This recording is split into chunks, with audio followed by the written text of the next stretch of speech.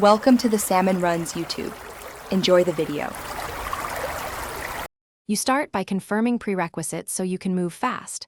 First, verify the referral and outline your core symptoms. This gives the clinician what they need. Next, contact your insurer to learn whether home-based testing is acceptable and if pre-authorization is required. Finally, book a telemedicine visit immediately and prepare 2 weeks of sleep logs, a current medication list, and any prior reports. Once done, you'll have the documentation and insurer guidance that let you pursue alternatives to a full lab study.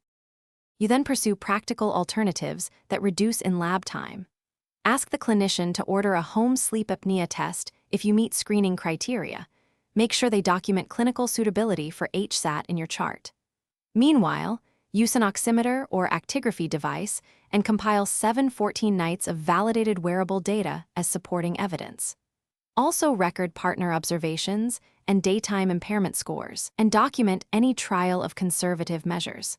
These steps create a clear clinical narrative that often replaces or shortens you finish by locking in logistics and preparing for setbacks.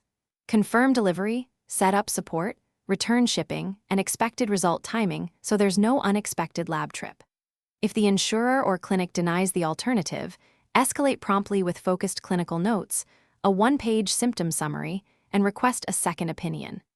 If a home test fails or yields inconclusive data, repeat the HSAT or supplement with overnight oximetry. Only then schedule a targeted lab study. This keeps you efficient while ensuring diagnostic accuracy. Thanks for watching. Consider subscribing if we helped you.